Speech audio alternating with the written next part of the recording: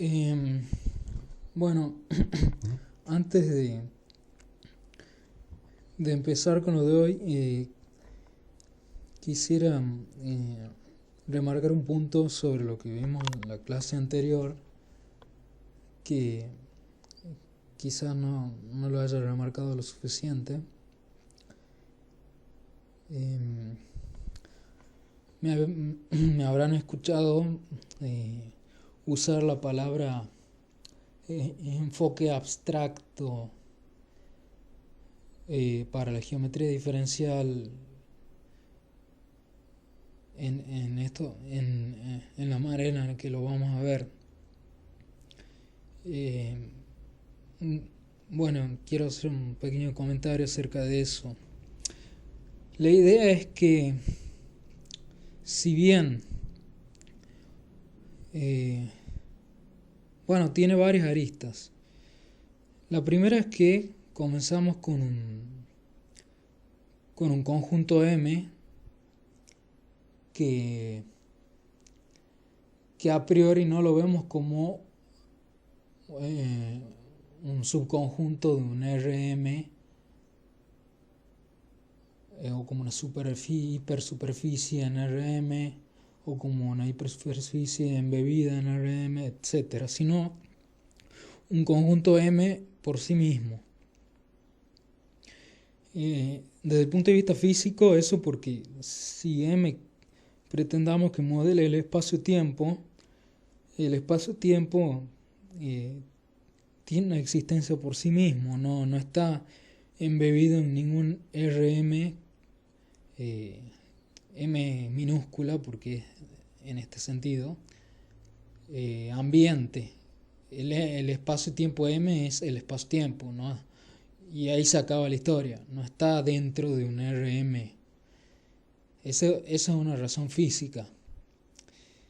Y la razón matemática es que queremos todas las definiciones geométricas de M, las queremos hacer en un sentido absoluto.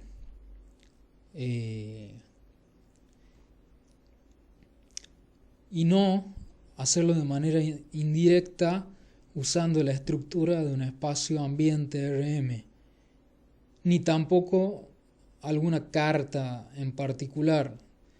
Queremos estudiar solo y definir solo lo que es intrínseco a M y usando solo las estructuras que son intrínsecas a M. Por eso se le llama enfoque abstracto, enfoque absoluto, enfoque intrínseco, etc. Quienes desarrollaron inicialmente la geometría diferencial, al principio Gauss, por ejemplo, que estudiaba superficies en R3, superficies bidimensionales, por ejemplo, en R3, definió la curvatura gaussiana, una serie de cosas, usando cosas del espacio ambiente, y luego uno prueba que esa curvatura, por ejemplo, solo es un atributo de la superficie, o sea, una propiedad geométrica intrínseca de la superficie. O, por ejemplo, Riemann después definió su tensor de curvatura de Riemann usando una carta particular, y después tuvo que probar que su definición no dependía de ninguna carta. Él no lo veía como carta, lo veían como coordenadas. Este enfoque de cartas y este enfoque más intrínseco es más propio del comienzo del siglo XX, que se empezó a adoptar este enfoque. Así que nosotros tenemos ya dos instancias en las que usamos el enfoque absoluto.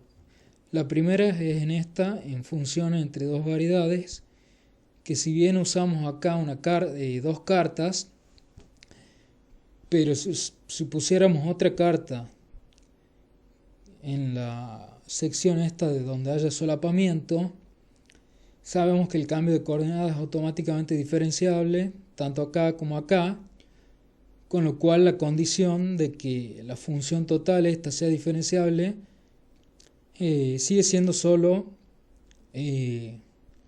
algo determinado por el f. porque que cambiemos acá las cartas no va a cambiar nada. Entonces esta definición de diferenciabilidad entre variedades no depende de ninguna carta en particular, depende de toda la estructura de cartas, o sea, de la estructura diferencial que le pusimos a M. Eso está bien, si puede depender de todas las cartas, de toda la estructura, porque el M es justamente un conjunto, además en el cual hay una estructura diferencial. El problema es cuando definimos cosas que dependen de cartas especiales.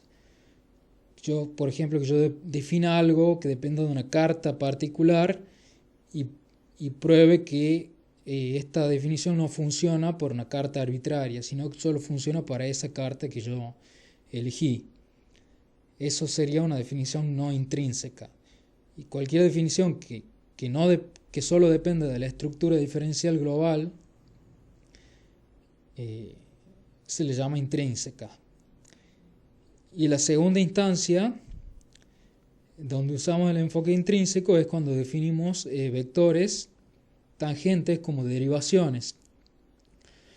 Como verán acá, en ningún momento usamos ninguna carta ni ningún espacio de embebimiento de la variedad. Simplemente definimos el álgebra de funciones suaves de M a R y definimos derivaciones sobre eso.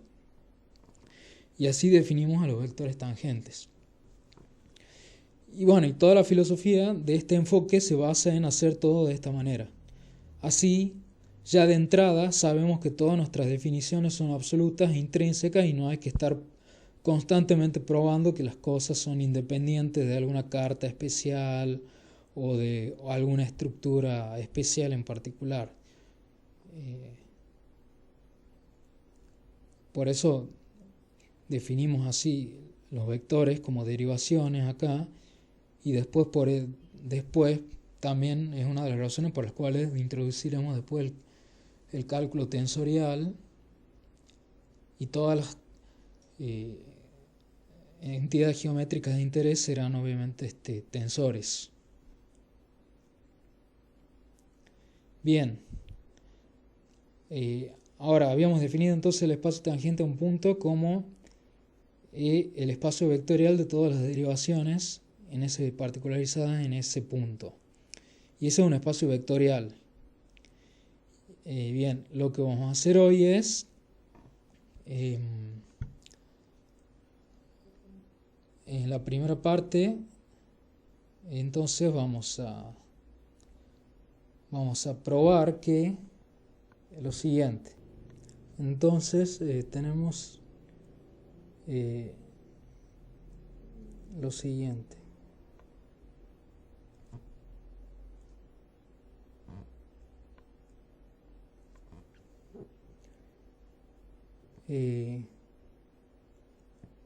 Sí, la variedad M es n dimensional,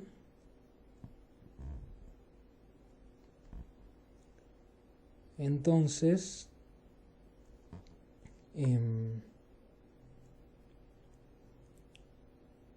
dimensión de TPM es n, o sea, la misma dimensión que la dimensión de la variedad. Entonces, demostración.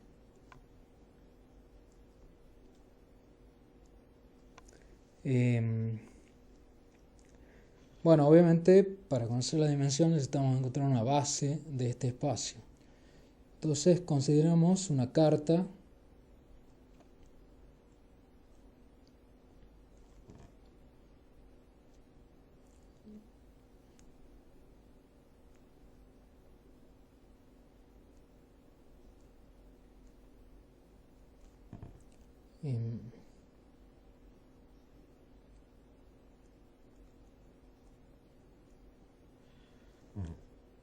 con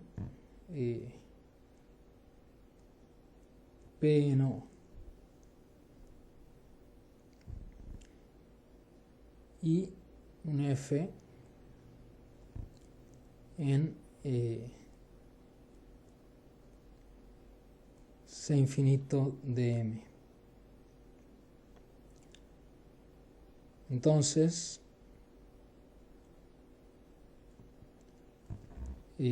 tenemos una función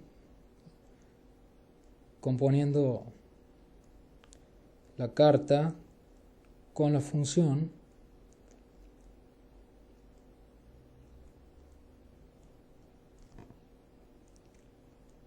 obtenemos una función que va de parte de Rn a R.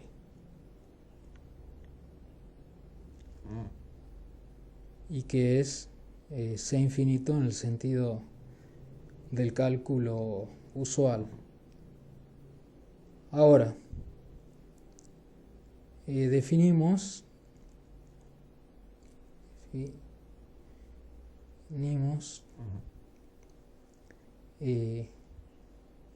para todo valor del índice mu, esa es la letra mu que va de 1 a n, los siguientes vectores tangentes.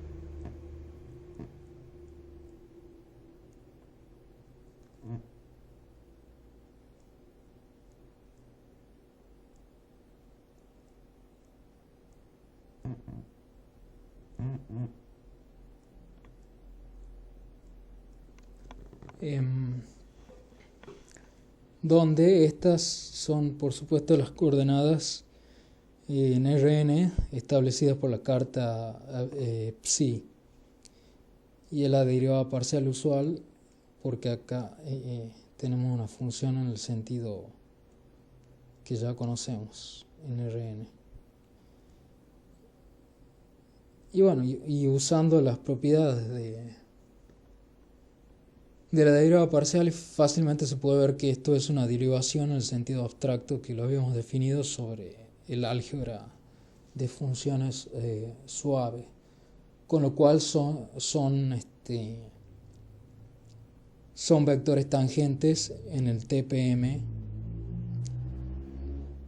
en nuestro TPM. Es decir,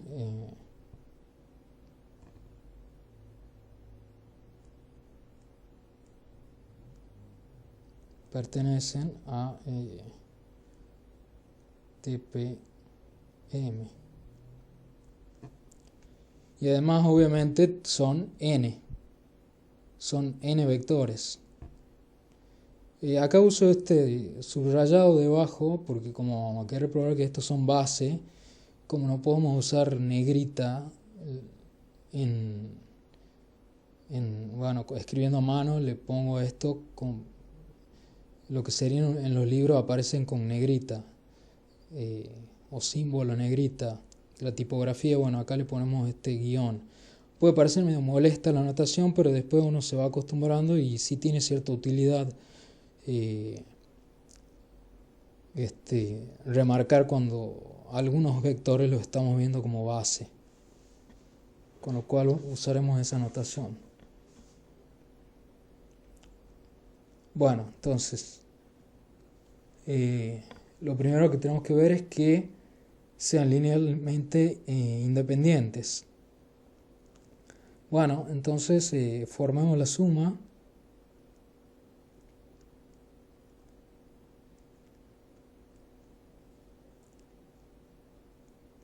donde estas C sub mu son obviamente constantes reales,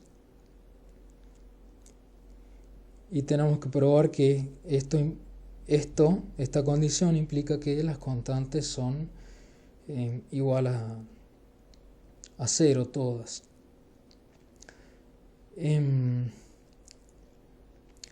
Bueno, entonces lo que vamos a hacer es de la carta psi, consideremos lo que sería solo como eso es una carta, si recuerdan, era una función de m, o bueno, de parte de m a Rn, con lo cual son n funciones de m a r, donde a cada una de esas funciones las podemos denotar de esta manera. Bueno, en realidad de O a R. Y que es simplemente una manera fancy de denotar a la coordenada esta, pero queremos verla como función sobre M, por eso le ponemos la notación de carta, para recordar que viene de la carta, que es obviamente una función sobre M. Bueno, entonces ahora hagamos en esta condición, como vale para el vector actuando en cualquier función,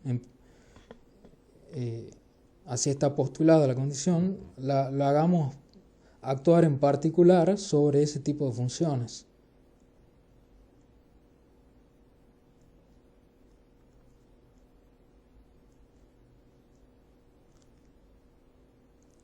Con lo cual tendríamos algo de esta manera. Esta es la letra griega, no es una B corta, sino que es la letra nu. En relatividad se usa mucho las letras mu y nu. Se usan en lugar de IJ. Porque IJ se reservan con el rango 1, 2, 3, y las mu nu para el rango 1, 2, 3, 4. O sea, para el espacio-tiempo. Igual a 0. Bien, pero ¿qué significa esto entonces?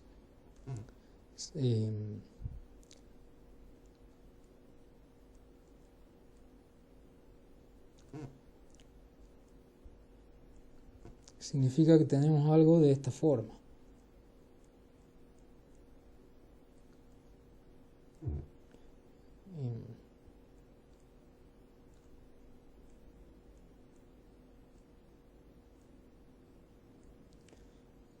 Igual a 0.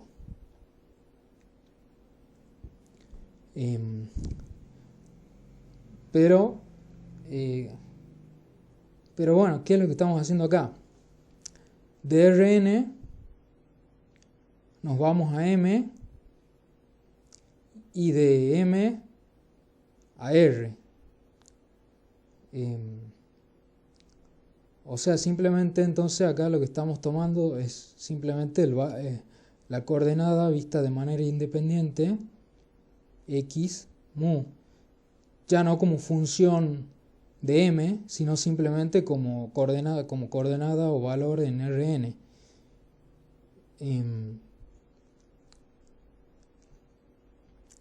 Y es justamente en ese sentido en el que están expresadas estas derivadas parciales como coordenadas o valores de Rn, derivadas parciales usuales. Entonces sabemos que todo esto no es nada más que una delta de Kronecker, mu nu, ¿verdad? Entonces C mu sumado con la delta de Kronecker mu nu en mu igual a 0, Esto nos está diciendo que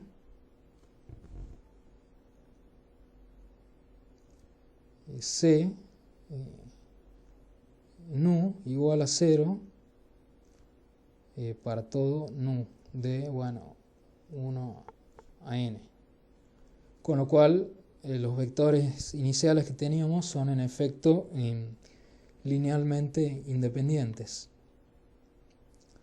O sea, tenemos ya un conjunto de n vectores tangentes linealmente independientes. Y ahora tenemos que probar que generan todo el espacio tangente para que en efecto constituyan una base genuina.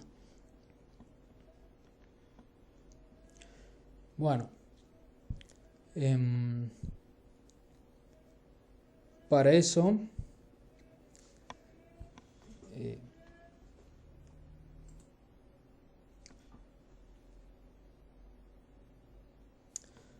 bueno, y para probar eso vamos a hacer lo siguiente. Del cálculo en Rn hay un resultado que vamos a dar por aceptado, que es el siguiente. Si una función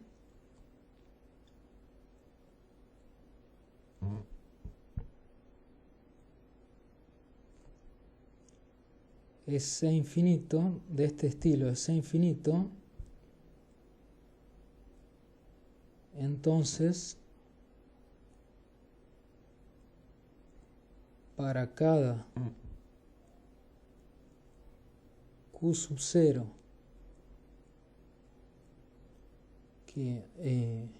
cuyas coordenadas sean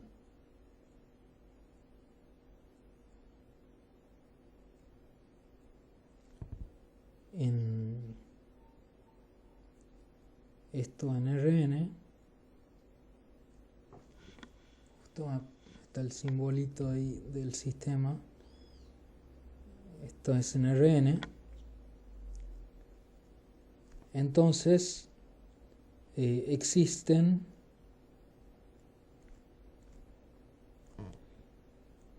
n funciones h mu de clase C infinito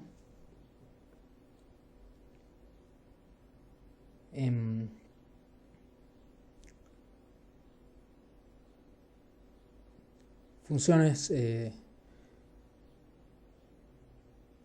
perdón, del mismo tipo como esta, como la f grande, de Rn a R clase C infinito, tales que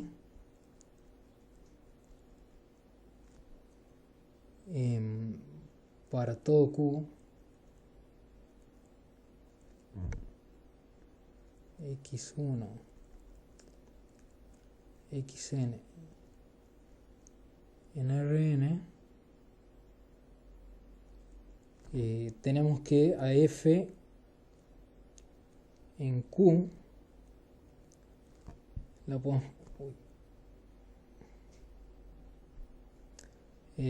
la podemos escribir como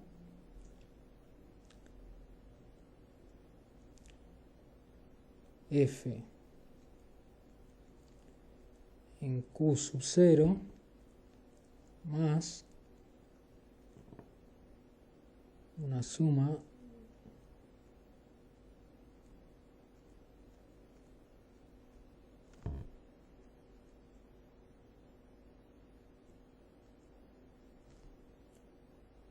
con dh mu en Q con h mu en Q0 igual a la derivada parcial de f con respecto a x mu en Q0.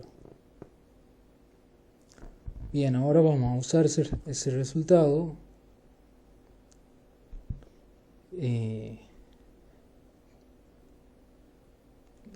tomando f grande igual a nuestra anterior f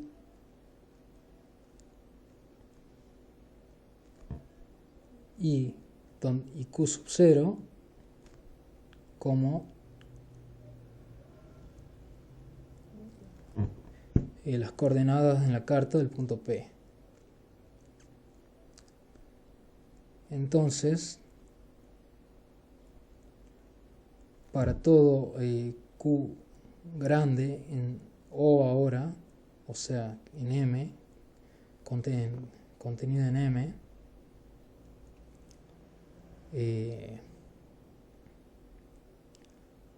vamos a tener lo siguiente.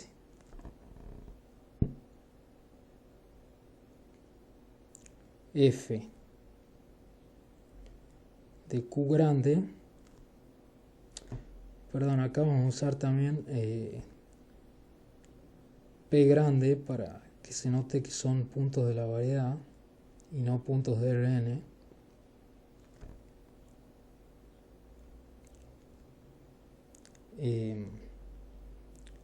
F de P más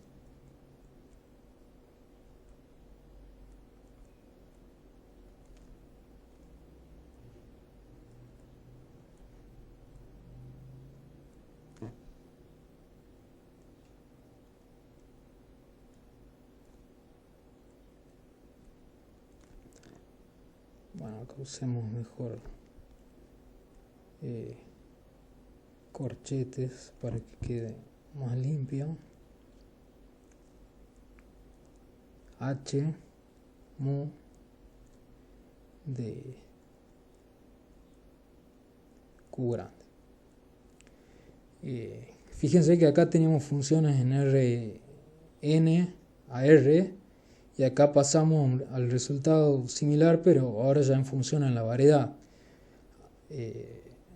No es difícil convencerse de que es porque hemos tomado una f de esta forma y lo único que estamos haciendo es particularizando este resultado para una f grande de esta manera y luego quitando la carta esta parte de la composición, y lo que nos queda del resultado es simplemente esta expansión.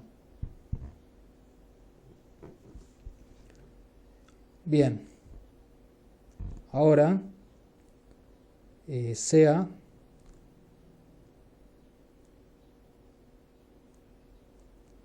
B perteneciente a un B arbitrario que queremos expandir en nuestra base o sospechada base. No sabemos todavía si un B es un vector tangente arbitrario visto como derivación, obviamente. Entonces, recuerden que esta f es una f arbitraria también. Entonces hagamos B de f y usemos la expansión anterior de f. Entonces lo que nos queda es lo siguiente.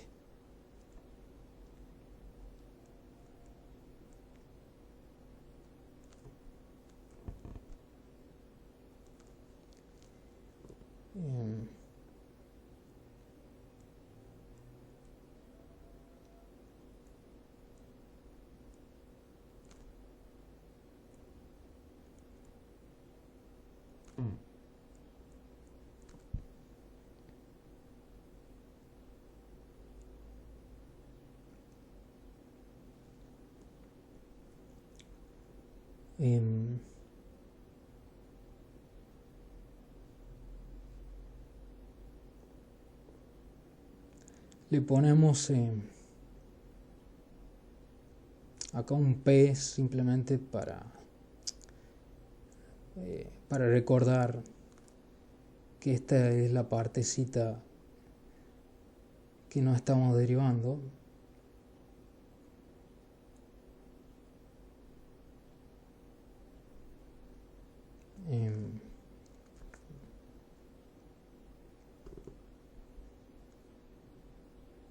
Y ahora actuando sobre h mu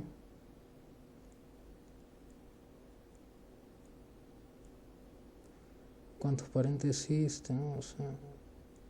Y otro más más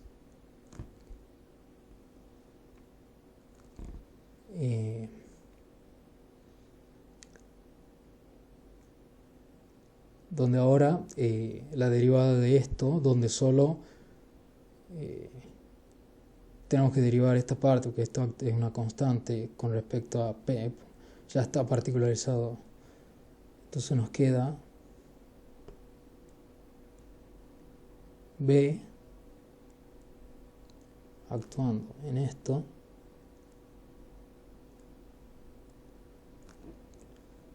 por la función h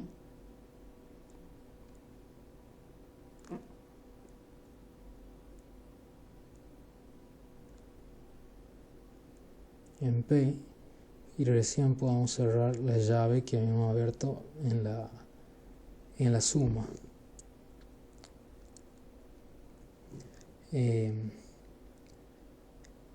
Bien, pero ¿qué es lo único que nos va a quedar acá? Simplemente lo siguiente.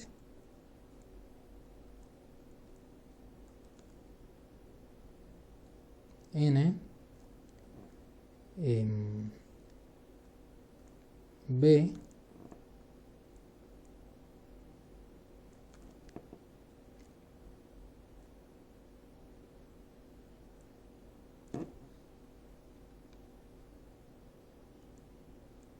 H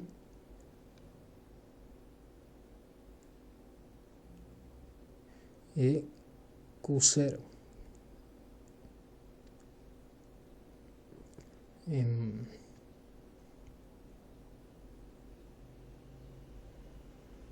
Bien.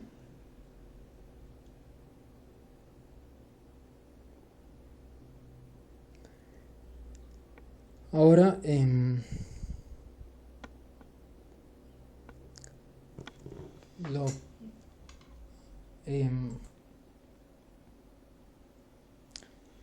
y bueno, y obviamente la razón por la cual se va esto es porque la variable acá es q, entonces q en p nos queda psi en p menos psi en p, entonces esto es 0 y nos queda solo la segunda parte.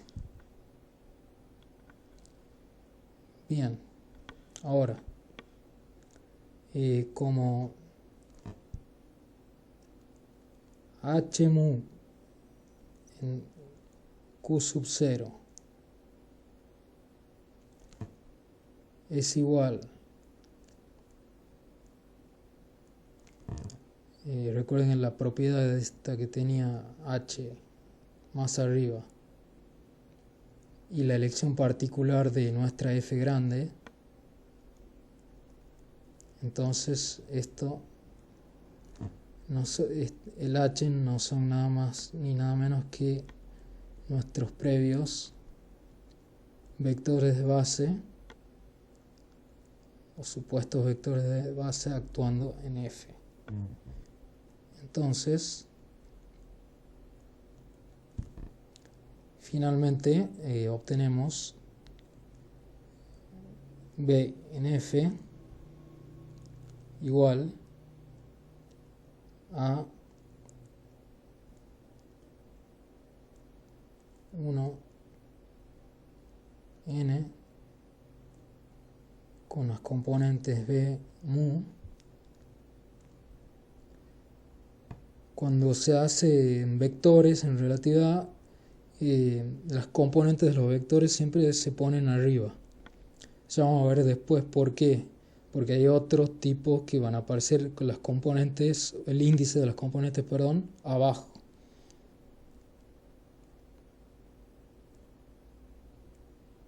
f, donde las bu además nos da el método de cómo las podemos calcular, y es el siguiente.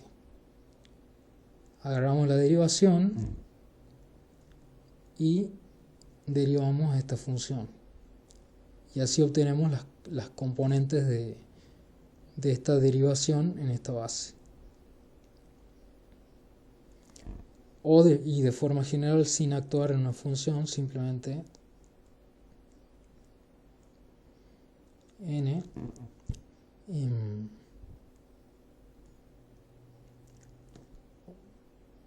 bien, que era lo que queríamos probar. Entonces, o sea, forma una base porque son LI y son generadores de una derivación arbitraria. Entonces, ¿qué es lo que este resultado significa? La base que obtuvimos, esta que se escribe de esta manera, esta base, se llama, del espacio tangente, se llama base coordenada, ya que está ligada al sistema de coordenadas o carta psi que se adopta. Y los coeficientes,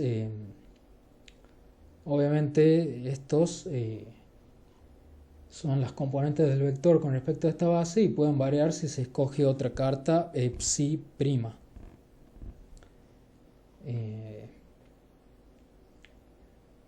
O sea, distintas cartas nos dan distintas bases coordenadas.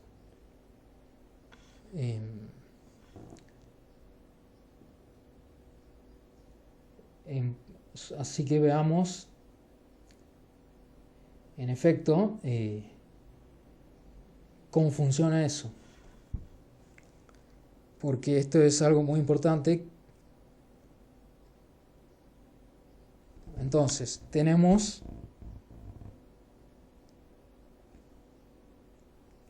dos cartas, psi y psi prima, y cada una tiene asociada su base coordenada del espacio tangente, tal como la acabamos de definir. Para el caso de psi sería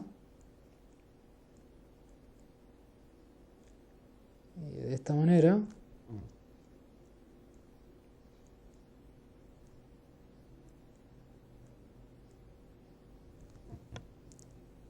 Y para el caso de psi prima sería, perdón, acá.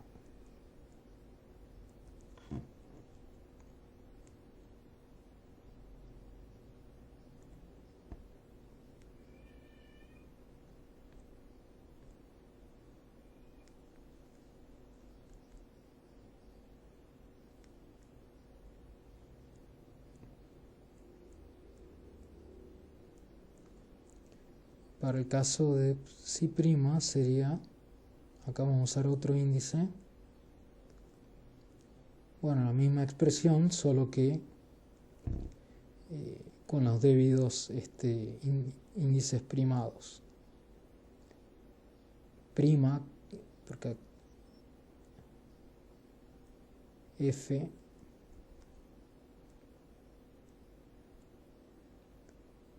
prima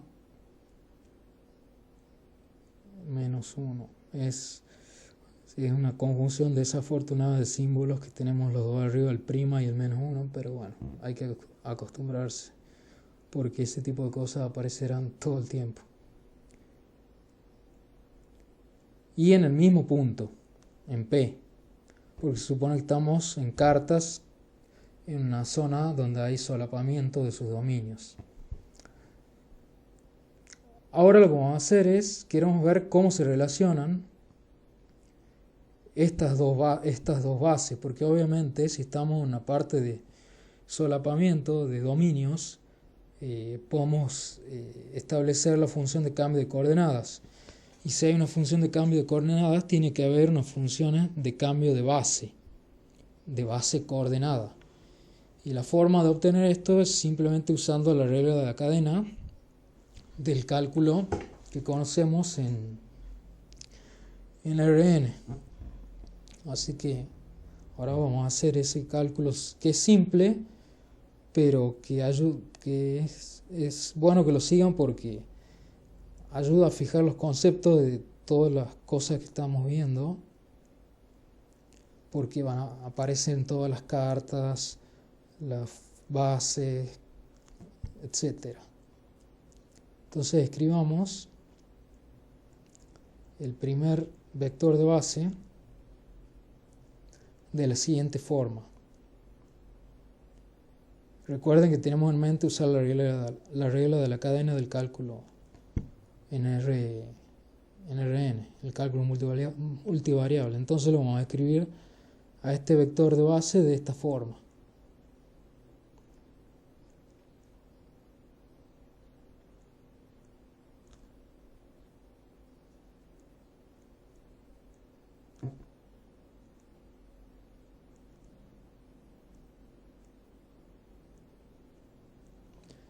¿Por qué? Porque esto es simplemente la identidad. Estamos componiendo el mapa con su inverso. Bien, esto va a ser igual a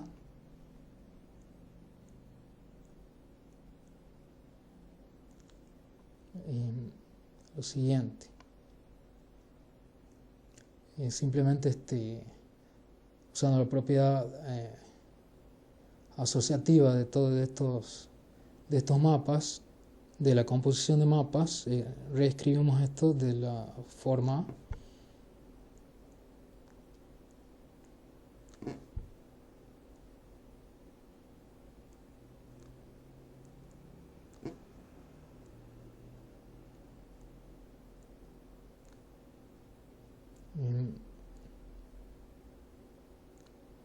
bien.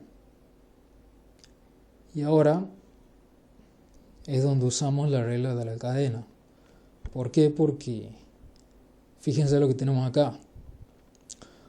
La primera es una función que toma un punto en Rn, lo manda a M y F lo manda a R, o sea, de Rn a R. Y esta segunda va de Rn a Rn. Y el total, obviamente, de Rn a R. Y acá tenemos una derivada parcial. Entonces usamos la regla de la cadena de la siguiente manera.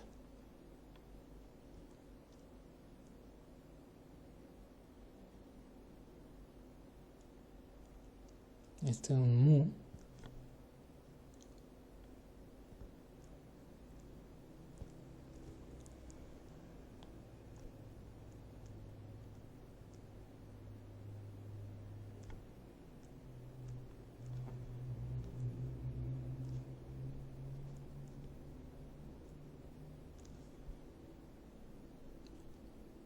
Porque recuerden que esto es en Rn, pero en coordenadas, esta función de acá, en Rn, pero en coordenadas primadas. Por eso cuando al usar la regla de la cadena, derivamos acá con respecto a las componentes primadas. Y arriba tenemos las componentes primadas, pero vistas como la función del cambio de coordenadas.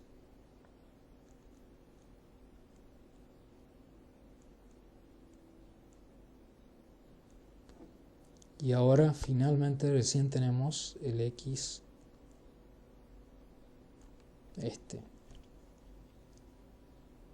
Bueno, ahí justo se acabó la hoja. Veremos si entra. Entonces el resultado es que esto es 1 a n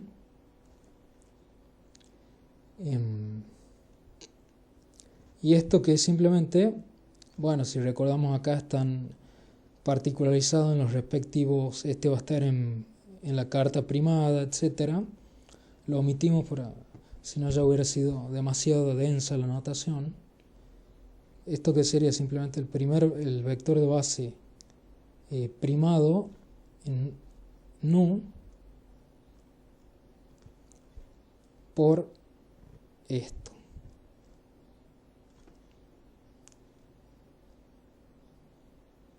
Y para que me entre, voy a poner un poco más arriba.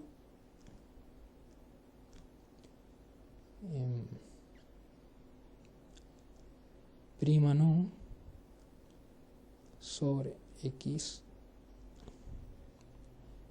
mu, donde acá lo que hemos hecho una abreviación de la notación para la función de cambio de coordenadas, que es la siguiente.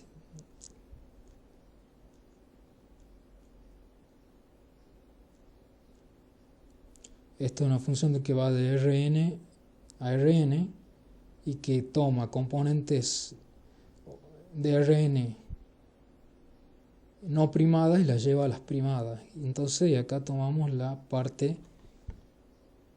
de toda esa función en la componente nu. Y eso es el significado de esta x' nu que aparece ahí.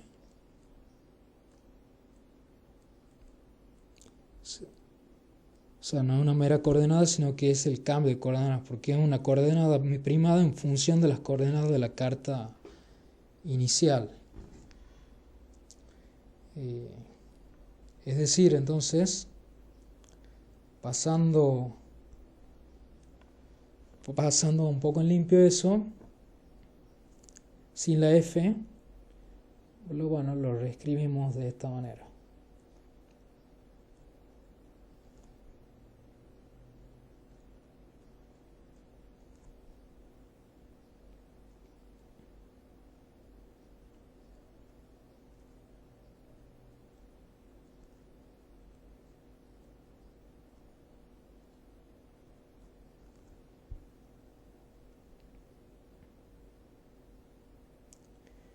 Bien. Entonces así cambian los vectores de base coordenados cuando cambiamos de carta. Noten que los antiguos vectores entonces son en realidad, lo podemos escribir más bien como una combinación lineal.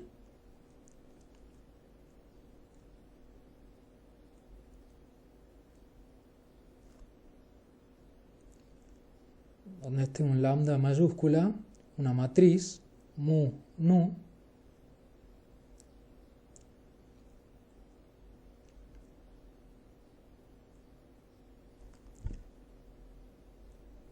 Entonces ven que cada uno de estos es una combinación lineal de n vectores de los nuevos.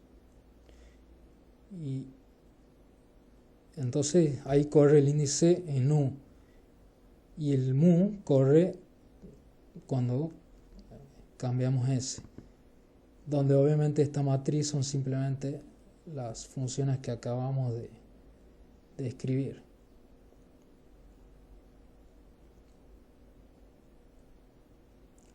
O sea que en el fondo es una simple una transformación lineal, esto lo que nos cambia lo que nos lleva de una base coordenada vieja a la nueva, una transformación lineal de las que conocemos.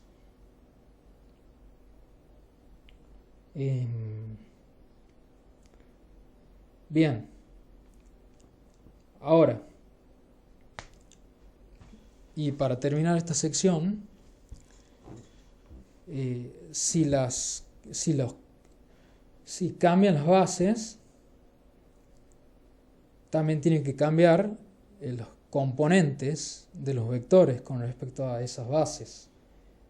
Entonces, ¿cómo cambian esas componentes? Bueno, ahora lo podemos ver, ya que tenemos la regla y lo vemos. Escribamos el vector en una base. Voy a omitir la suma en n para que ya no sea para esta altura ya sea Ya se acostumbraron a que estamos sumando en n siempre, por lo menos por ahora. Ahora, ese es el vector descompuesto en la base inicial. Y este es exactamente el mismo vector descompuesto en la segunda base, que va a tener unas componentes primadas. Y ahora que podemos ver cómo se relacionan ambas componentes. Entonces, bueno, insertamos simplemente la fórmula para el cambio de vectores de base que ya teníamos anteriormente, con lo cual nos queda lo siguiente. B mu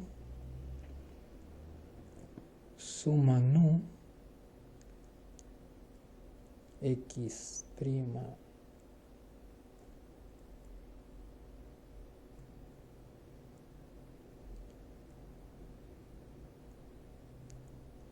igual a suma nu de b prima en nu por el vector primado en nu. Perdón.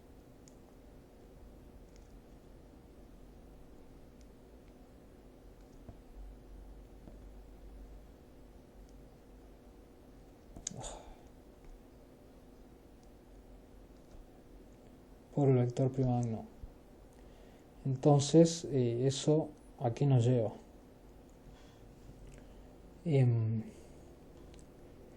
Bueno, simplemente reacomodamos esto y obtenemos lo siguiente. Suman nu de suman mu. Perdón, mejor esto lo escribamos de esta manera.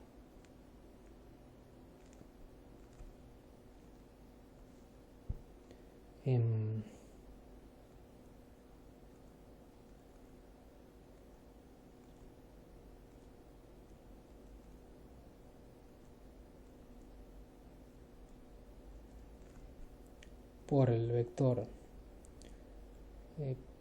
primado igual a suman nu de las componentes primadas en nu expandidas en la base nu, con lo cual como estas bases son arbitrarias en principio, porque estamos usando, si bien estamos usando cartas, pero nunca dijimos que es una carta arbitraria, nunca le pusimos ninguna propiedad particular, entonces siguen siendo cartas arbitrarias, salvo que le estamos pidiendo que estén solapadas en su dominio. Entonces podemos directamente pasar a sacar la suma en nu y pasar a las componentes que están adentro para obtener la regla final, que es prima en nu igual a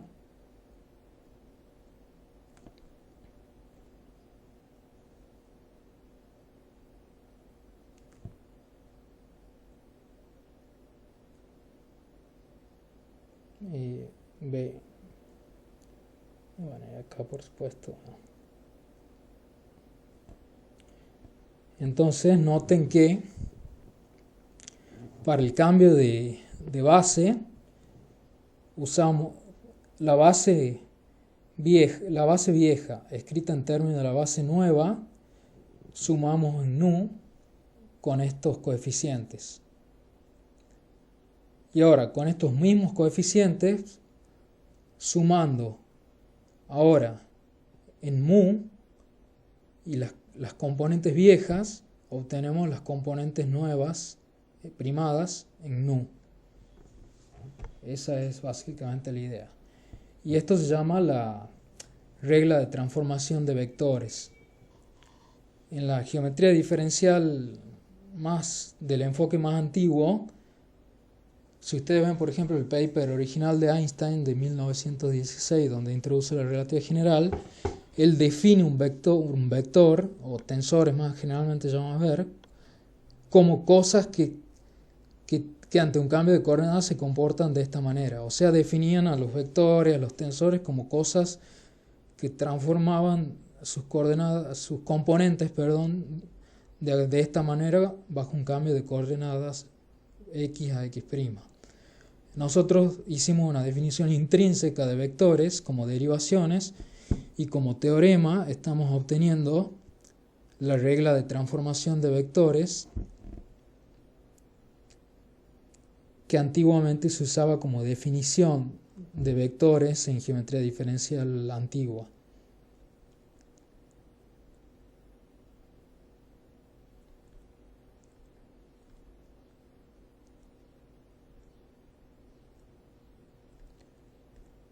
Así que como verán, el enfoque abstracto tiene muchas ventajas, que es que nos permite abstraernos totalmente de las componentes y de las coordenadas y en todo caso derivar como teoremas todo lo que sea concerniente a coordenadas y componentes en bases coordenadas en lugar de hacer al revés. Bueno, ahora pueden tomar un descanso antes de que pasemos a una segunda parte donde seguiremos la discusión de vectores, pero ahora vamos a ver otras cuestiones de vectores en la segunda parte de la clase.